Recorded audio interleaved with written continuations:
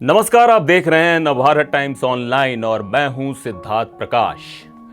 आज हम जानने की कोशिश करेंगे ताजमहल के बंद 22 कमरों के रहस्य के बारे में और साथ ही आपको बताएंगे कमरों के पीछे पूरे विवाद की कहानी। दरअसल ताजमहल का विवाद अब जोर पकड़ रहा है।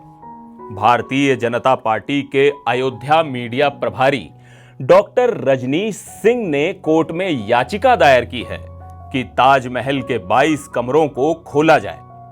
कमरों में बंद राज को दुनिया के सामने लाने के लिए इसे खोलने का अनुरोध किया गया है। पिछले दिनों अयोध्या के संत परमहंस ताजमहल में प्रवेश करने की कोशिश करते पाए गए। अब इस पूरे मामले ने माहौल को गरमा दिया है। ताजमहल या तेजो महालया, ये विवाद की नई जगह बनता दिख रहा है। विश्व के 7 अजूबों में से एक ताजमहल पर विवाद कोई नया नहीं है। मुगलों की ओर से देश में शासन के दौरान हिंदू धार्मिक स्थलों को निशाना बनाए जाने को पूरे विवाद का आधार माना जा रहा है। इस मामले में इतिहासविदों की राय अलग है। आगरा में ताजमहल विवाद में नया मोड़ आया है। भारतीय जनता पार्टी के अयोध्या मीडिया प्रभारी की ओर से दर्ज कराई गई याचिका से।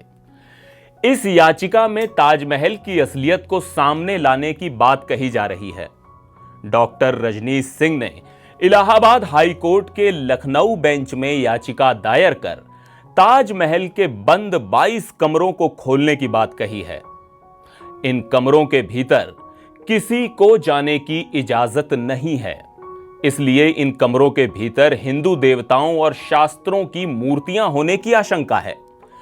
डॉक्टर रजनीश ने भी इसी प्रकार की आशंका जताई है। आखिर ताजमहल के बंद पड़े 22 कमरों में है क्या? इस सवाल का जवाब अभी तक सामने नहीं आया है। इन कमरों को खोलने की इजाजत किसी को नहीं है। इस मामले में इतिहासकारों की राय भी बंटी हुई है। ताजमहल को कई इतिहासकार मुगल काल का बेहतरीन आर्किटेक्चर बताते हैं, तो वहीं दूसरी तरफ कुछ इतिहासकारों का मानना है कि ताजमहल के आसपास हिंदू आर्किटेक्चर भी हो सकते हैं। लेकिन उन 22 कमरों में क्या है, इसको लेकर कोई भी कुछ ठोस दावा कर पाने की स्थिति में नहीं दिख रहा। अयोध्या भाजपा के मीडिया प्रभारी डॉक्टर रजनीश सिंह ने एनबीटी ऑनलाइन से बातचीत करते हुए कहा कि मैंने याचिका इसलिए दायर की है ताकि देश का सांप्रदायिक माहौल नहीं बिगड़े। ताजमहल के बंद कमरों का रहस्य सबके सामने आना चाहिए। इससे ताजमहल में भगवान शंकर के मंदिर या इबादत गाह को लेकर उठ रही शंकाएं हमेशा के लिए समाप्त हो जाएंगी। तो वहीं इतिहासकार प्रोफेसर भारती एस कुमार कहती हैं कि 70 के दशक में ताजमहल के विवाद ने जोर पकड़ा था। उस समय पीएन ओक की पुस्तक आई थी जिसमें कई दावे किए गए थे। पीएन ओक ने ताजमहल के हिंदू मंदिर होने के पक्ष में कई तर्क दिए हैं। उन्होंने अपनी किताब में लिखा है कि किसी भी मुस्लिम इमारत के नाम के साथ कभी महल शब्द का प्रयोग नहीं हुआ है। ताज और महल दोनों ही संस्कृत मूल के शब्द हैं। एक कब्रस्थल को संस्कृत शब्दों से क्यों नामांकित किया जाएगा? उनका तर्क है कि संगमरमर की सीढ़ियां चढ़ने के पहले जूते उतारने की परंपरा चली आ रही है। यह परंपरा हिंदू मंदिरों में निभाई जाने वाली परंपरा है। मकबरे में जूता उतारने की अनिवार्यता नहीं रही है। वे कहते हैं संगमरमर की जाली में 108 कलश चित्रित हैं और उसके ऊपर 108 कलश आरूढ़ हैं। हिंदू मंदिर परंपरा में भी 108 की संख्या को पवित्र माना जाता है।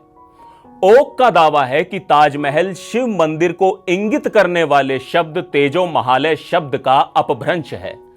तेजो महालय मंदिर में अग्रेश्वर महादेव प्रतिष्ठित थे। वे कहते हैं कि ताजमहल के दक्षिण में एक पुरानी पशुशाला है। वहां तेजो महालय की पालतू गायों को बांधा जाता था।